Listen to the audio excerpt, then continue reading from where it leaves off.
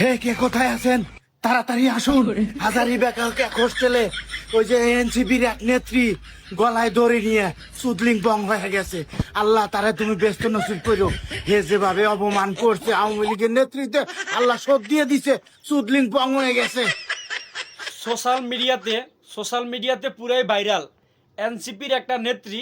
এই যে মেয়েটার সবাই চিনে, ওই যে বঙ্গবন্ধু বাড়ির বাঙ্গার ওখানে গিয়ে একটা মহিলার গায়ে হাত তুলছে, সেখান থেকে মেয়েটা পুরো তো ভাইরাল। মূলত ওখান থেকে ভাইরাল, একটা মেয়ের গায়ে হাত তোলার পর থেকে মেয়েটা ভাইরাল। তো ভাই, এনসিপি বর্তমানে দেশে পাওয়ারে আছে, দেশে ক্ষমতায় আছে, আওয়ামী লীগের কেই নাই, আওয়ামী লীগ বাংলাদেশের নাই গা। তাহলে এই কাজগুলো কেরা করে ভাই? আসলে আমি বুঝতাছি না ভাই। একটা মানুষের জীবিত ভাই মাইরে লাইতাছে, বা এগুলা কেরা করতেছে? এগুলা পুলিশ ধরতে পারতেছে না, সরকার ধরতে পারতেছে না ভাই। কি করতেছে ভাই এগুলো দেশের ভিতরে?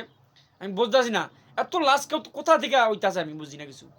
জায়গায় জায়গায় লাশ, জায়গায় জায়গায় ভাই দর্শন, জায়গায় জায়গায় মনে করেন মানুষ মাইরে হালা ধুয়ে দিতেছে। এগুলো কেন? এগুলো কে করতেছে ভাই?